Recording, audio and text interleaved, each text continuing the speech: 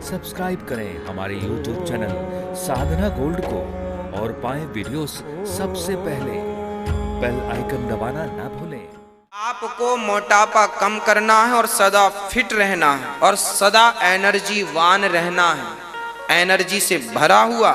उसके लिए एक काम करना पड़ेगा कि आप सूर्य अस्त होते ही, सूर्य भगवान डूब गए, सूर्य अस्त होने के बाद, सूर्य अस्त होने के बाद यदि कोई आपके सामने 56 भोग भी रख दे और सिंपल दाल चावल भी रख दे, तो आप थाली को देखकर दूर से प्रणाम करके एक छोटा सा योग करें। उस थाली को पकड़ के हल्का सा सामने की तरफ खिसका दें, भैया जी ये लो।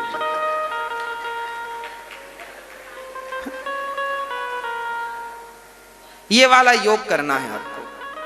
थाली आपके सामने आए तो आप सामने यूं खिसका दो और हाथ जोड़ लो, भैया सूर्य अस्त हो गया है, अब हम भोजन नहीं कर सकते।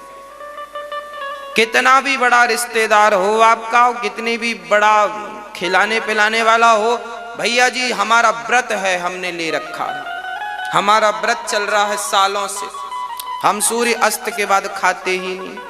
जो आदमी सूर्य अस्त के बाद नहीं खाता वो व्यक्ति कभी भी थायराइड जैसी प्रॉब्लमों का शिकार हो ही नहीं सकता, मोटापा आ ही नहीं सकता। अब देखो ना, हमारे भारत में 12-12 बजे रात को लोग खा रहे हैं। कभी भी मिल जाए ऐसे टूटते हैं, कभी खाया ही नहीं। शादी पार्टियों में लोग ऐसे लाइन लगती है रोटियों के लिए जैसे बाप की राज में कभी रोटी नहीं खाए। भाई एक रोटी, अरे यार तुम आगे लग गए, हम पीछे लाइन नहीं लगाना चाहिए, लाइन भी तो लगाया करो, हम आगे खड़े तुम आगे आगे लगे रोटी के लिए। और बड़े बड़े लोग जिनके पास भरा पड़ा वो रोटी के लिए लड़ रहे हैं। रात को खाना भोजन नहीं करते आप लोग, वो जहर है। जरूरत से ज्यादा अमृत भी नुकसानदायक है ना। रात्रि को मत खाइए, अस्त हो गए सूर्य, अब मत खाइए। शाम को 4 बजे खा लीजिए, 5 बजे खा लीजिए, सूर्य भगवान के अस्त के पहले खा लीजिए। सवेरे खाइए ना खूब मन लगा के, दोपहर को खा लीजिए, शाम को खा लीजिए। और खाइए कम, पीजिए ज्यादा। शराब नहीं, गन्ने का रस पीजिए, टमाटर का रस पीजिए, चुकंदर का रस पीजिए, सलाद ज्यादा खाइए, है ना। सलाद ज्यादा खाना है आपको। यदि आप पालक का जूस पी सकते हैं, अब आप पालक की सब्जी बना के खाते हैं। देखिए आग के पास से जब कोई भी चीज जाती है ना तो उसके तत्व जो हैं जल जाते हैं, समाप्त हो जाते हैं। आप अपने बच्चों को पालक की साग कम खिलाओ, पालक का जूस ज्यादा पिलाओ। अटपटा लगेगा पर बहुत आपको विवेकानंद बना देगा। इतनी ग्रोथ होती है इसकी खोपड़ी की पालक के जूस से। पालक का जूस पीजिए, आंवले का जूस पीजिए। अभी आंवले का सीजन चल रहा है, पिलाओ ना जूस बच्चों को, 4 आंवले का जूस निकाल लो।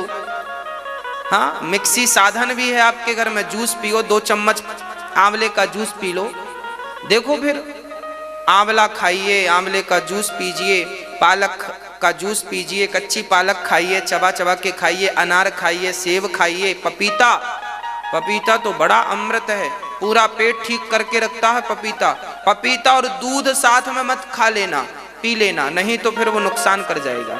पपीता खाओ तो आधा घंटे बाद 1 घंटे बाद दूध पीना चाहिए, साथ में पियोगे तो फिर बिगड़ जाएगा पेट। तो पपीता जरूर खाना चाहिए। चलो पपीता नहीं खाओ, महंगा मिलता है तो कोई बात नहीं, चने खाओ, चने फुला लो रात को, गेहूं फुला लो, गेहूं की रोटियां खाते हो अच्छी बात है, रोटी खानी चाहिए, पर 1 मुट्ठी ज्यादा, ओनली 1 मुट्ठी गेहूं खाओ। फिर देखो आप घोड़े से लड़ोगे तो घोड़ा हार जाएगा आपसे।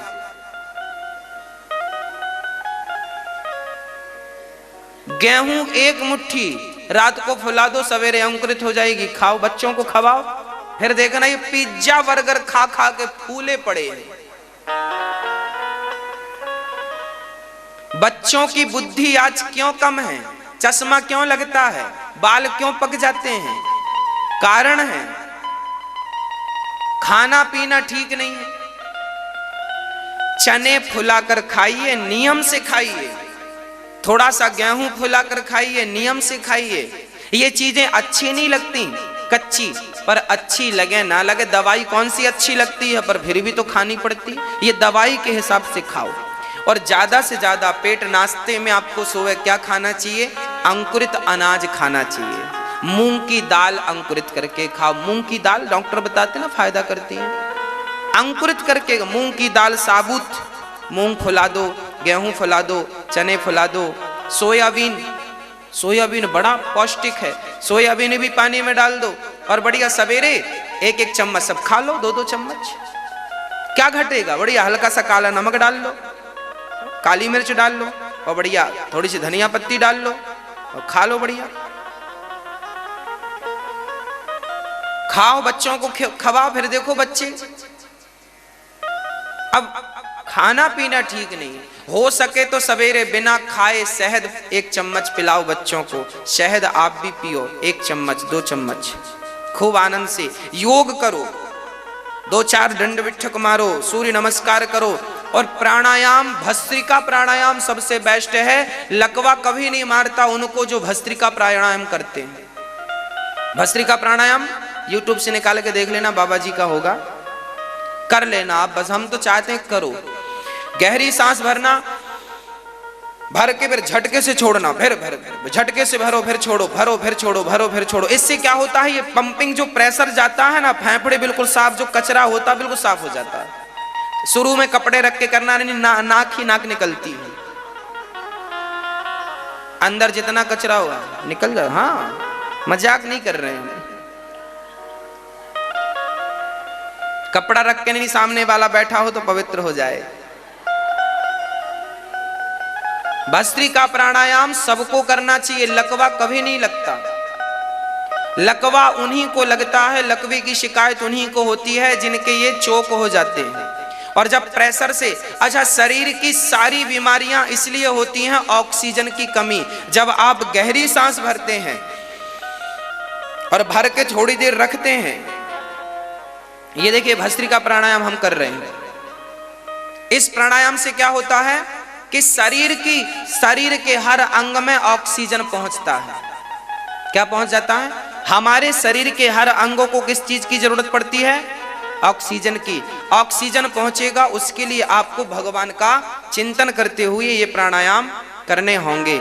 ये सारे प्राणायाम आप करने निश्चित करिए, रोज करिए, नियम से करिए, मन लगा के करिए। आधा घंटा अपने लिए समय निकालिए। खान पान अच्छा रखिए। जब खान पान अच्छा होगा, आसन प्राणायाम होगा, तो आपके अंदर शुद्ध विचारों का जन्म होगा, अच्छे विचार उत्पन्न होंगे। अभी विचार उत्पन्न होने की गुंजाइश ही नहीं, दुर्विचार भरे पड़े हैं। इसलिए चलिए ऐसे ऐसे आपको, ये हमारे ऋषि मुनि योग के माध्यम से, तो आज भी बद्रीनाथ केदारनाथ में आज भी हमारे संत लोग वहां बैठे हैं, केवल प्राणायाम करते हैं और शरीर को गर्म कर लेते हैं और बर्फ में बैठ के भजन करते हैं। इतना सहयोगी है ये प्राणायाम। इसलिए प्राणायाम करो, आसन करो।